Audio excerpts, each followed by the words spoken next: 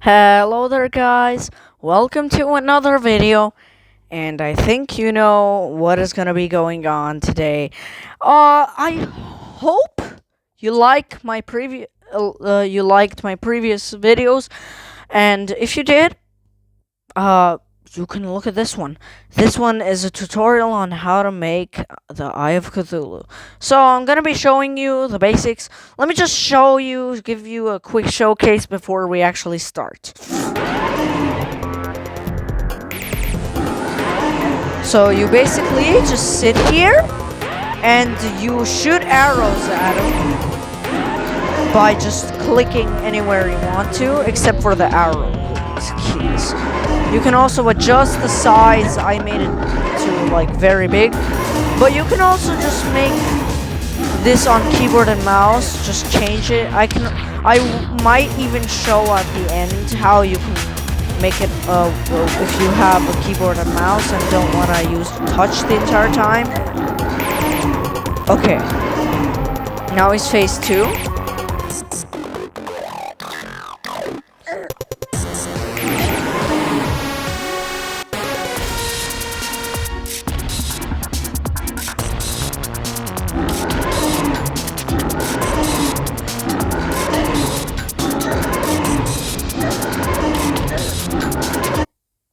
There we go.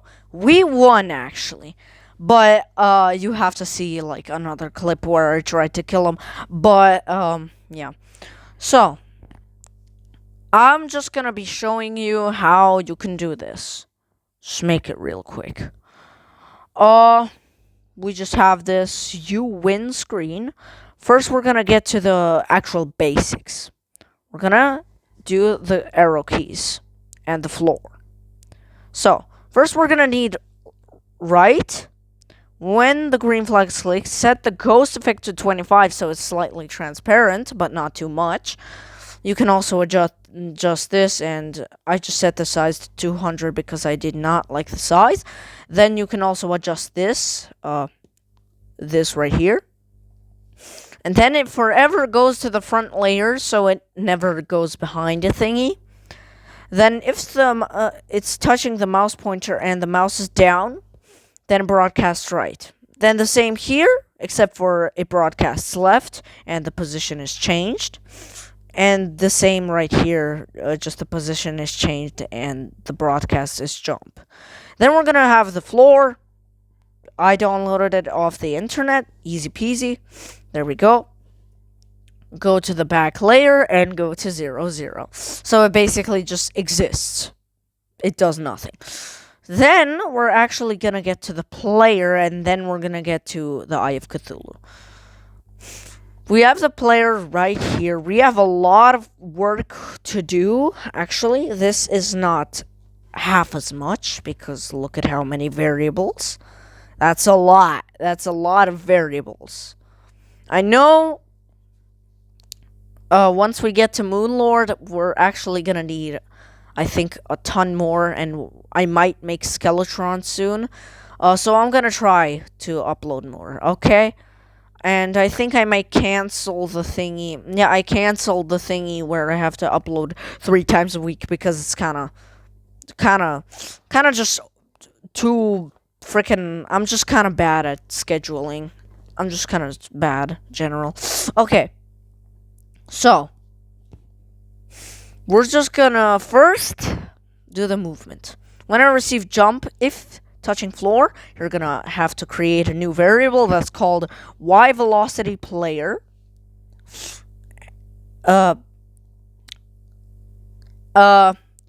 So you're gonna first have to create a new variable. Do y velocity player, or y vel player. So it's the velocity. It doesn't matter if it's for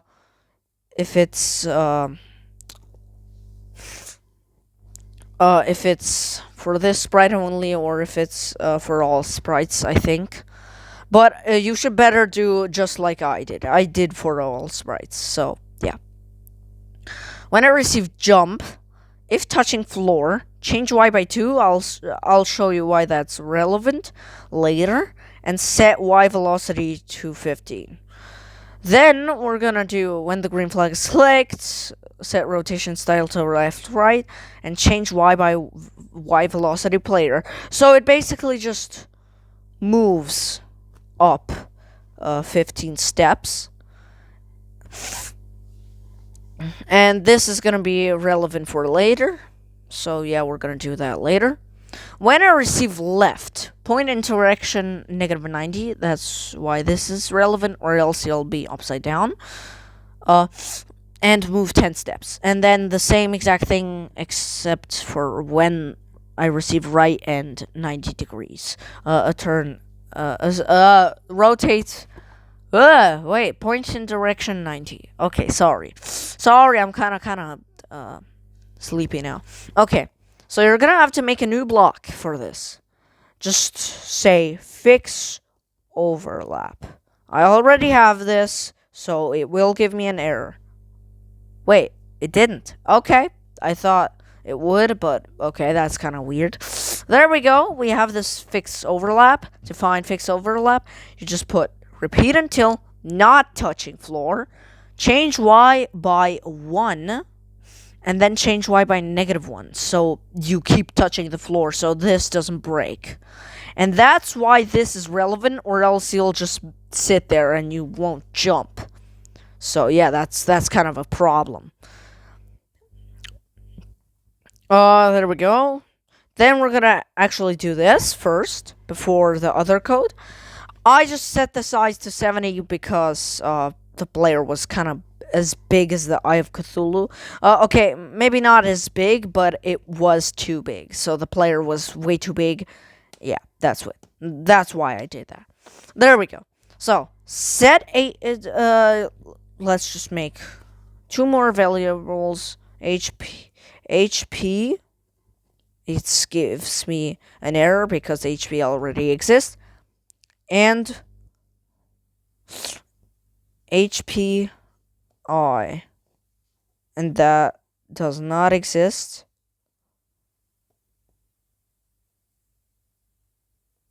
Oh, okay. Okay, I didn't write it exactly. But this is HPI, so it's for the Eye of Cthulhu. There we go. Just set HP to 100. Nice. Set Y velocity player to 0, so it doesn't just automatically slam you to the ground if you were jumping at that moment.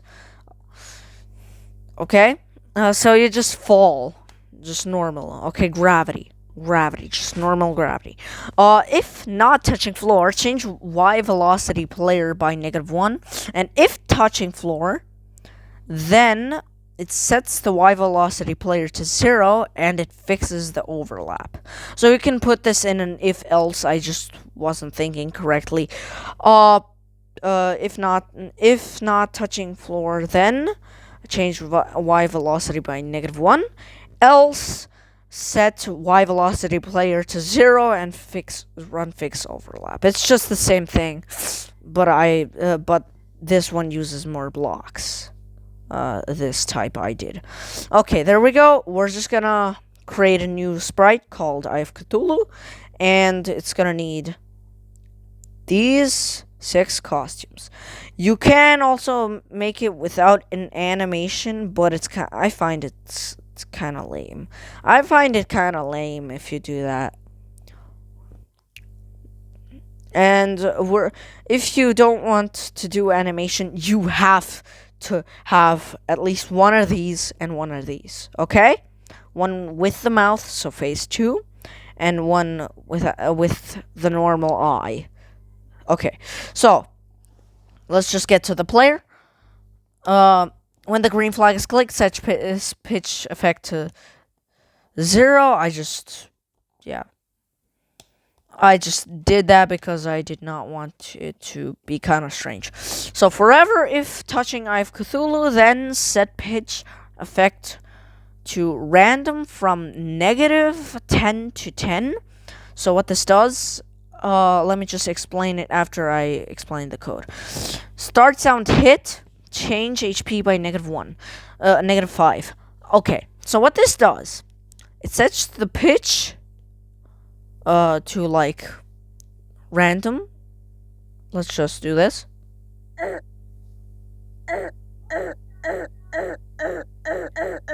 Yeah. So it basically does that. Let me just pause for a second. I'll cut to the next scene. Okay, yo, guys. Okay, there we go. So it sets the pitch to random from -10 to 10. Then it starts the sound hit. I downloaded it off the internet.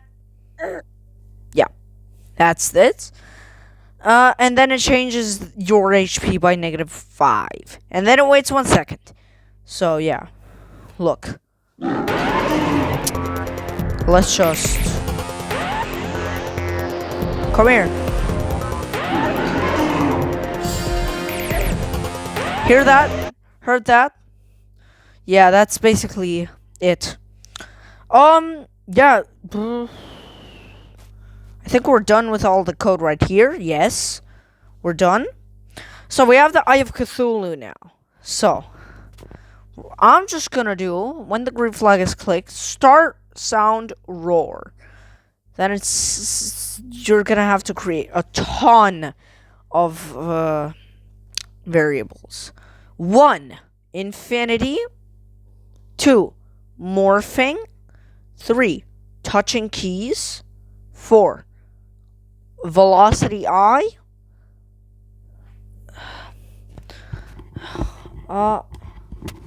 5, change X. And 6, change Y. There we go. So those are 6 new variables you need to create. Yeah. So we're just gonna do start sound roar. Set velocity I to 0. Set change X to random from -10 to 10. Then it sets change Y the same, -10 to 10. So what this does, it basically just sets the variables to a random number from -10 to 10, like that. So let's just look at the stats of that variable. Just boom, boom. Yeah, let's put this right here. There we go. Look.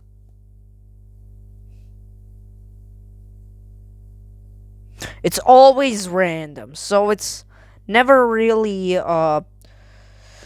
like that. And then we just copy this exact chunk of code, put it in a forever loop, and put away random from 0.5 to 3 seconds. So basically, so the Eye of Cthulhu can glide around. Then when the green flag is clicked, I think I forgot to mention that we needed to add a phase. Sorry, a phase variable.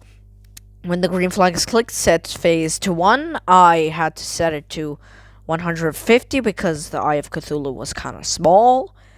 Then we're gonna do switch phase costume to phase 1A. So basically to the first costume right here. There we go. So then he goes into the corner and points right into the center. See that? Yeah. Okay.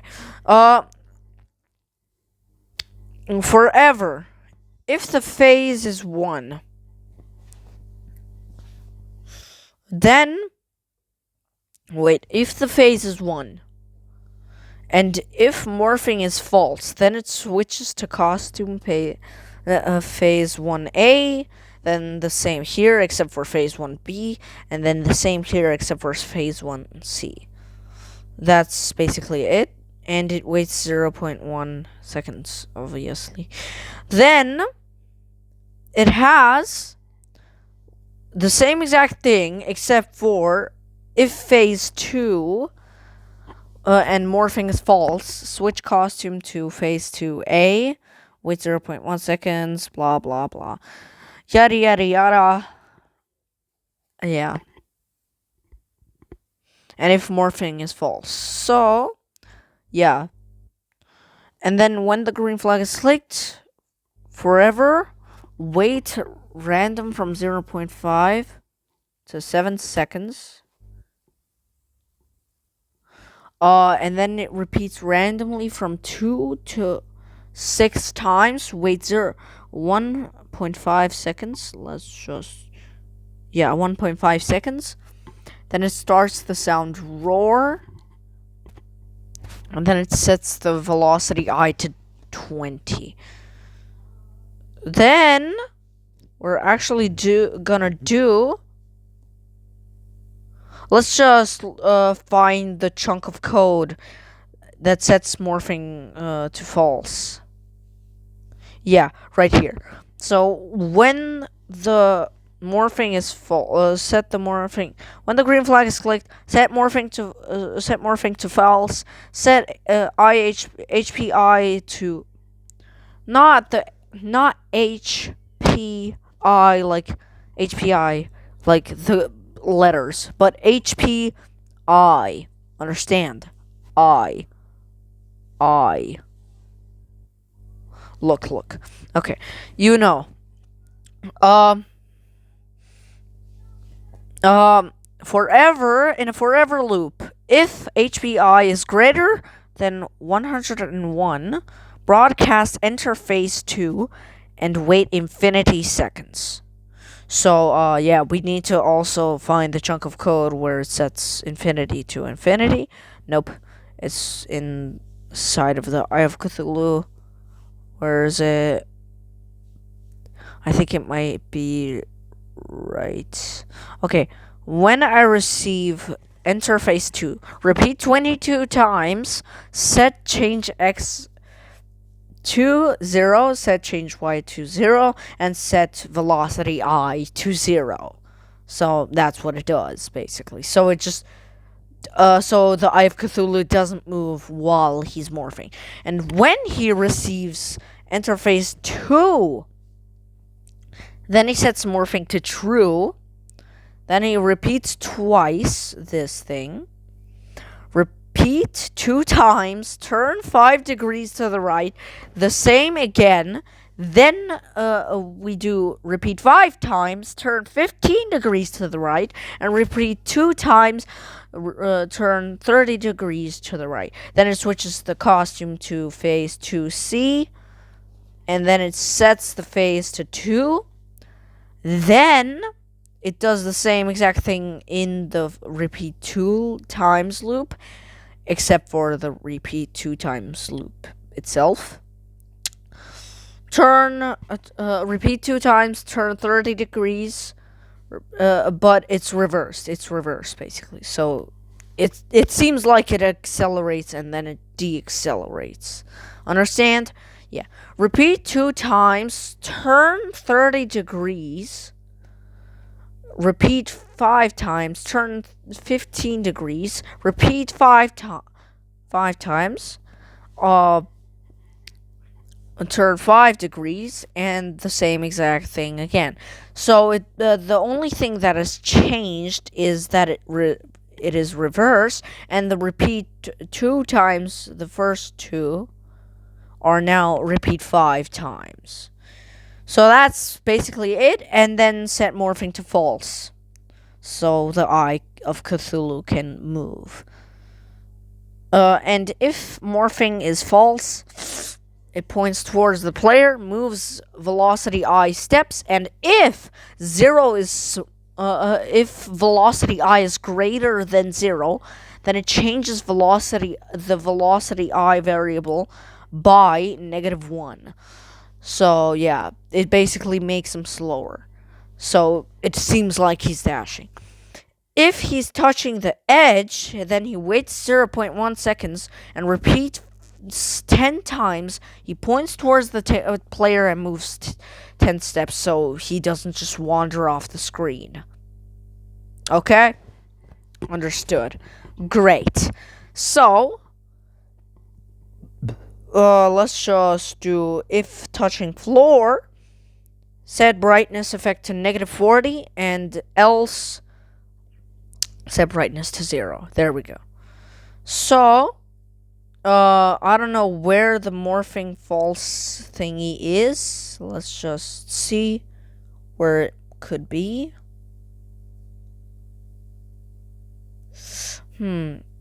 I don't see it. Oh, right here. Yes.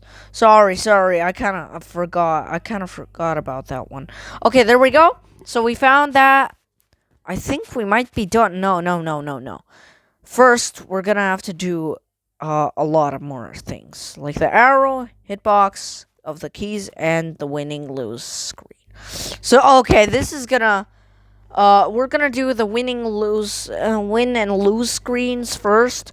Set infinity to infinity. So yeah, it's basically infinity because you can't type infinity in the seconds thingy. And then he sets HP to 100. Yeah, that's normal. So the player HP. Then it shows variable phase. Sets the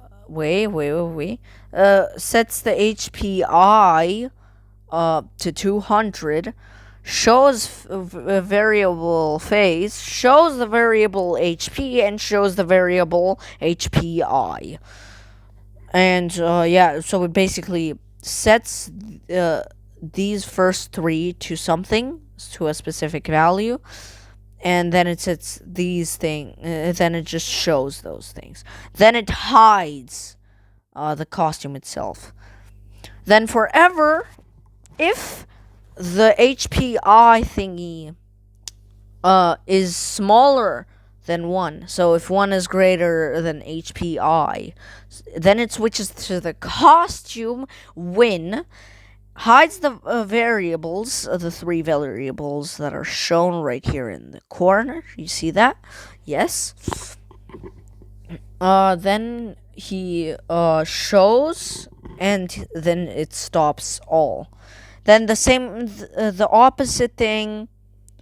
If HP is if 1 is greater than our player HP, then it switches the costume to lose and hides all the variables. Then it shows itself and it stops the project.